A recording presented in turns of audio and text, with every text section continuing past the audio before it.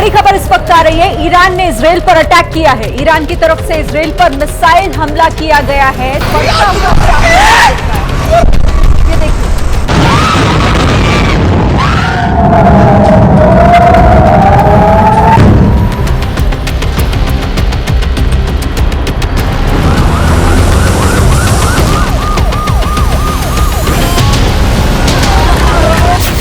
Israel में इस वक्त अलर्ट जारी कर दिया गया है। जनाब Syed Hassan Nasrallah Iran's attack is a severe and dangerous escalation. מה פיתנו של ימים של הישגים גדולים?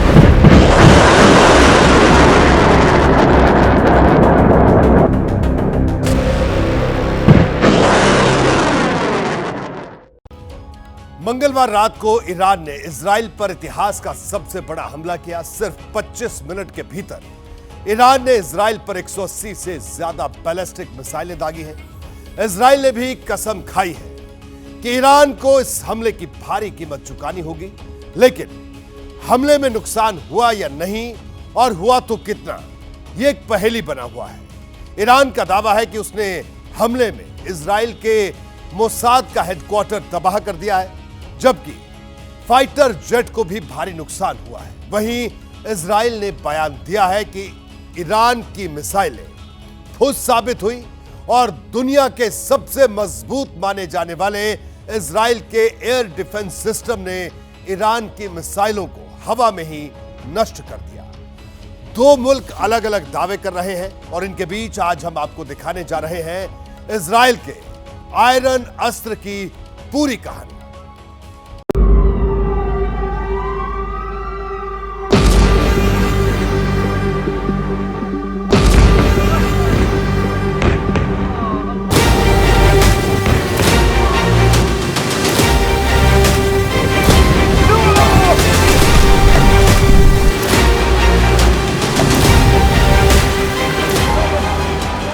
मंगलवार रात को इजराइल के आसमान की इस तस्वीर को देखकर पूरी दुनिया कांप उठी थी।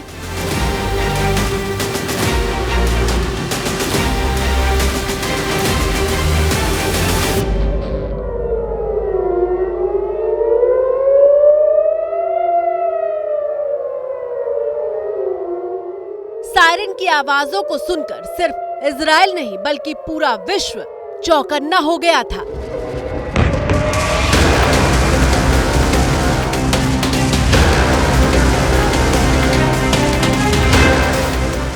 मंगलवार को इजराइल में रात के 7:45 बजे थे, जबकि हिंदुस्तान में रात के 10:15 बज चुके थे और इसी वक्त ईरान ने इजराइल पर एक साथ 180 से ज्यादा बैलिस्टिक मिसाइल दागी थी।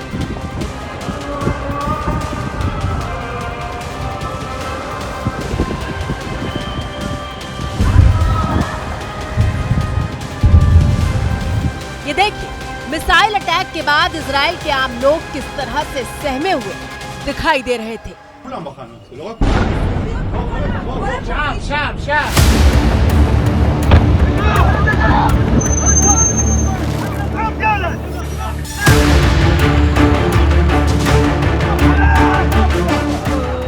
आसमान में तैर रहा ईरान का ये वो बारूद है जो मध्य पूर्व के देश इजराइल को तबाह कर सकता था।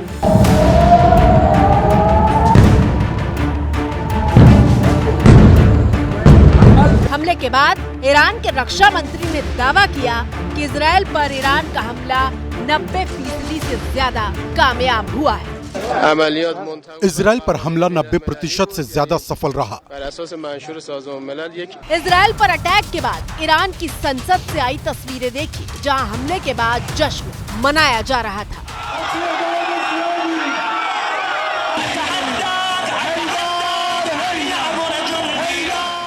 इजराइल के अलग अलग दुश्मन मुल्क से जश्न की तस्वीरें आई। इतना ही नहीं, ईरान ने यहाँ तक दावा किया कि उसने इजराइल की खुफिया एजेंसी मोसाद के हेडक्वार्टर तक को हमले में तबाह कर दिया है। हमारे निशाने पर इजराइल के 3 प्रमुख एयरबेस, आतंकी मोसाद का हेडक्वार्टर, रडार सिस्टम और गजा पट्टी के सीमा से सटे बख्तरबंद वाहनों के जमावड़े वाले जगह थे, जो गजा में नरसंहार के लिए जिम्मेदार थे।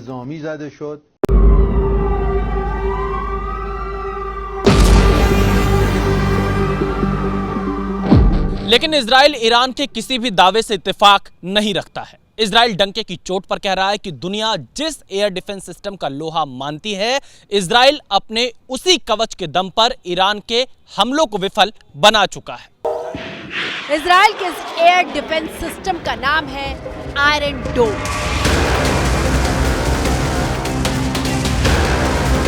इजराइल का वो रक्षा कवच जो न सिर्फ पूरे देश को महफूज रखता है, बल्कि हमले के लिए दागे गए रॉकेट और मिसाइलों को हवा में ही खत्म कर देता है।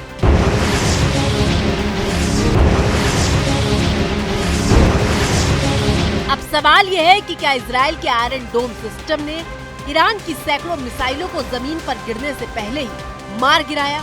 क्या मंगलवार को ईरान के हमले में इजराइल का एयर डिफेंस सिस्टम कारगर साबित हुआ? इन सवालों के जवाब के लिए सबसे पहले हम ये समझने की कोशिश करते हैं कि आखिर इजराइल का आयरन डोम काम कैसे करता है। और जवाब के लिए ये तस्वीर देखिए, जब गजा पट्टी से इजराइल की तरफ रॉकेट दागे गए थे और हमले के फौरन बाद इजराइल का एंटी मिसाइल सिस्टम एक्टिवेट हो गया था। सायरन की आवाजें सुनाई देने लगी थी।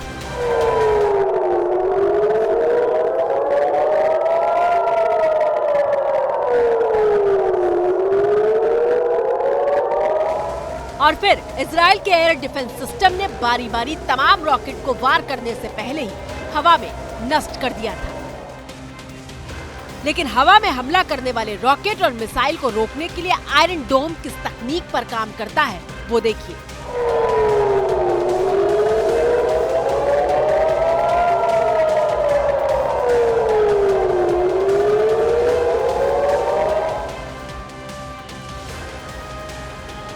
जैसे ही इजराइल की धरती की तरफ दुश्मन देश से कोई रॉकेट या मिसाइल हमले के लिए बढ़ती है, तो सबसे पहले रडार सिस्टम एक्टिवेट होता है, जो ये पता लगाता है कि रॉकेट कितनी रफ्तार से आ रहा है और किस दिशा की तरफ बढ़ रहा है। रडार सिस्टम ये जानकारी आगे कंट्रोल सेंटर को देता है। कंट्रोल सेंटर की टीम ये पता लगाती है कि हमले में दागा गया रॉकेट या मिसाइल से इजराइल को नुकसान हो रहा है या नहीं, मतलब वो आबादी वाले इलाके में गिरने वाला है या कहीं और। अगर आबादी वाले इलाके में नहीं गिर रहा तो उसे गिरने दिया जाता है। जैसे ही पता चलता है कि हमला इजराइल की आबादी वाले इलाके में होने वाला है, तो इसके बाद तीसरे नंबर पर मिसाइल फायरिंग यूनिट एक्टिवेट होती है, जो हमले वाले रॉकेट को गिराने के लिए मिसाइल फायर करती है। करीब 3 किलोमीटर लंबी और 90 किलो वजन वाली तामिर इंटरसेप्टर मिसाइल टारगेट की तरफ बढ़ती है और हमले वाले रॉकेट को हवा में ही खत्म कर देती है। और ये मिलकर बनता है इजराइल का आयरन अस्त्र, आयरन डोम।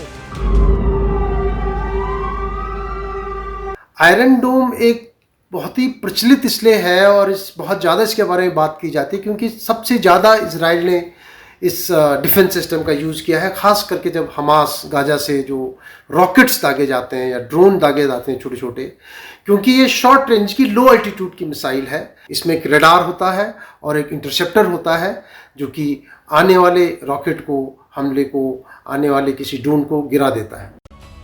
देखिए, अब सवाल यह है कि क्या कल ईरान के हमले में आयरन डोम सिस्टम अकेले काम कर रहा था? तो जवाब है नहीं। वो इसलिए क्योंकि कल इजराइल के आयरन डोम के साथ उनका सबसे ताकतवर कवच एंटी बैलिस्टिक मिसाइल एरो 3 काम कर रहा था। एरो 3 की खासियत यह है कि वो लंबी दूरी के खतरे से निपटता है। इसकी रेंज बहुत ज्यादा होती है। हमला ईरान ने किया था और मिसाइलें दागी थी, इसलिए मोर्चा इजराइल के एरो 3 ने संभाला। इजराइल का एरो 3 सिस्टम 100 किलोमीटर की ऊंचाई पर खतरे को रोकने की ताकत रखता है।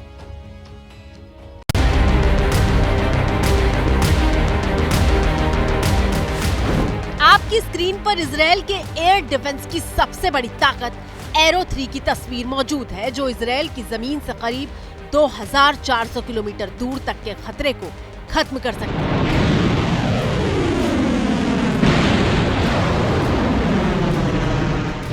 अब आपके मन मन में सवाल होगा कि इजराइल के सुरक्षा कवच में मंगलवार के हमले में एरो 3 का इस्तेमाल हुआ तो फिर आयरन डोम कब काम आता है। बहुत आसान तरीके से हम आपको बताते हैं कि इजराइल खतरे को आंक कर कैसे अपने अलग अलग हथियार का इस्तेमाल करता है। इजराइल के डिफेंस सिस्टम में सबसे पहले नंबर पर आता है आयरन डोम, जो कम दूरी से आने वाले रॉकेट को निशाना बनाता है। इसकी रेंज 70 किलोमीटर है, यानी ये 70 किलोमीटर दूर तक के खतरे को रोक सकता है और 10 किलोमीटर की ऊंचाई तक खतरे को रोकता है। दूसरे नंबर पर आता है डेविड स्लिंग, जो मध्यम से लंबी दूरी के लिए काम करता है। इसकी रेंज 40 से 300 किलोमीटर के बीच है और ये करीब 15 किलोमीटर की ऊंचाई पर खतरों को रोक सकता है। इसका सक्सेस रेट 90% माना जाता है। और आखिर में आता है इजराइल का तुरुप का इक्का यानी एरो 3, 100 किलोमीटर की ऊंचाई और 2400 किलोमीटर की दूरी तक अपने मुल्क पर आने वाले खतरे को भांपकर हवा में ही खत्म कर देता है।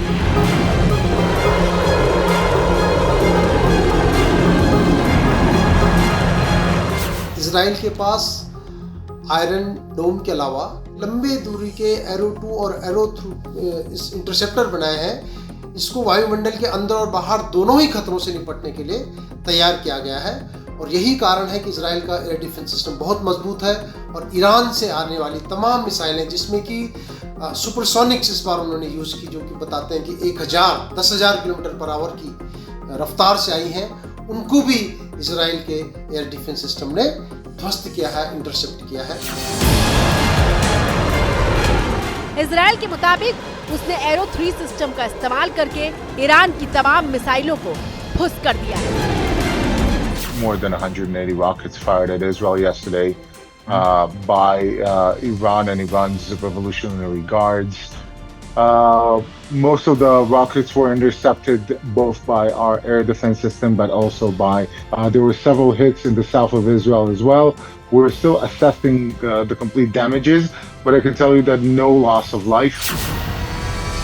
और अब इजराइल ने बेहद कड़े शब्दों में चेतावनी दी है कि ईरान हमले की कीमत चुकाने के लिए तैयार रहे। इजराइल सही वक्त पर जवाब देगा। If we destroy Hamas, or destroy Hezbollah, they will be able to target us. But this is not going to be possible for them. They cannot continue to be impune, and they will have to pay a price for their aggression. Yeah, Ambassador, with your permission, I'd also want to explain to our viewers what exactly Israel के राजदूत वो साफ शब्दों में कह रहे हैं कि इस तरह से 181 जो मिसाइलें दागी गई हैं, ये अप्रत्याशित है। ऐसा आज तक नहीं हुआ और माकूल सबक सिखाया जाएगा, यानी कि पलटवार करेगा Israel. There is a very simple rule: whoever attacks us will be attacked. Iran will be attacked. Is that what you're saying? Yes. यहां बिना लार लपेट दो टूक इजराइल के राजदूत ने कहा है, ईरान ने हम पर हमला किया है, हम भी जवाब देंगे, हमला हम भी करेंगे, इसमें कोई शक व शुबा नहीं होना चाहिए। हालांकि ऐसा नहीं है कि ईरान के हमले में इजराइल में किसी तरह का कोई नुकसान नहीं हुआ। तस्वीरें इजराइल के शहर तेल अवीव की हैं, जहां ईरान के मिसाइल अटैक में पूरा स्कूल मलबे का ढेर बन गया है। इसी तस्वीर के अगले हिस्से को देखिए, जहां मिसाइल अटैक के कई घंटों बाद भी हमले वाली जगह से धुआं उठता हुआ दिखाई दे रहा है। अमेरिका इजराइल के साथ खड़ा है और अमेरिका के राष्ट्रपति जो बाइडेन ने मध्य पूर्व में अतिरिक्त सैन्य बल की तैनाती के आदेश दे दिए हैं। ईरान और इजराइल के बीच बढ़ते तनाव से पूरी दुनिया चिंता में है और तनाव रुकने के फिलहाल कोई संकेत नहीं मिल रहे हैं। जनाब सैयद हसन नसरुल्लाह। ईरान की आर्मी ने कहा है कि इजराइल के खिलाफ उसने पहली बार हाइपरसोनिक फतेह मिसाइलों का इस्तेमाल किया है। ईरान ने इजराइल को चेतावनी देते हुए कहा है कि अगर ईरान पर हमला हुआ तो वो इजराइल के पूरे बुनियादी ढांचे को तबाह कर देंगे। अगली बार अगर हमारी सुरक्षा से खिलवाड़ करने की कोशिश की तो हम उनकी सुरक्षा को ध्वस्त करने में सक्षम हैं। निश्चित तौर पर अगर वो कुछ गलत करते हैं तो मंगलवार रात से ज्यादा भीषण जवाब दिया जाएगा। जो आयरन डोम इन्होंने बनाया है वो लोहे से नहीं बना बल्कि कांच से भी ज्यादा नाजुक है। इजराइल का जो एयर डिफेंस सिस्टम है वो बहुत ज्यादा तगड़ा है। कितनी बिल्डिंगें ध्वस्त हुई, कितने मिलिट्री कैंप्स पर अटैक हो गए, क्या हुआ कुछ भी नहीं। देखिए बात यह है कि मिसाइल मारी, हम नंबर्स दे सकते हैं। एक तो इनकी टेक्नोलॉजी बहुत पुरानी है, इनके पास जो पुरानी मिसाइलें हैं they are not so effective, ये इतनी इफेक्टिव नहीं है। हाँ, जहां गिरेंगी वहां पे तबाही मचेगी, इसमें कोई डाउट नहीं। लेकिन इजराइल का जो एयर डिफेंस सिस्टम है वो बहुत ज्यादा तगड़ा है। जबकि दूसरी तरफ ईरान के हमले के बावजूद इजराइल ने बुधवार सुबह लेबनान की राजधानी बेरूत पर भीषण बम बरसाए हैं। हिजबुल्लाह के दर्जनों ठिकानों को इजराइल ने निशाना बनाया है। कहा जा रहा है कि ईरानी हमले के बाद इजराइल हिजबुल्लाह के खिलाफ अपने ऑपरेशन को और तेज कर सकता है। दरअसल ईरान ने इजराइल पर यह हमला हिजबुल्लाह चीफ नसरुल्लाह की मौत का बदला बताया है। जनाब सैयद हसन नसरुल्लाह। इजराइल की लड़ाई 4 मोर्चों पर हो रही है, हिजबुल्लाह, हमास, हूती और ईरान। मामला नहीं रुका तो पूरे मिडिल ईस्ट इसकी चपेट में आने वाला है। फिलहाल ईरान के लिए आज की रात कयामत की रात भी साबित हो सकती है। फिलहाल भारत की बात में आज जितना ही, मुझे दीजिए इजाजत।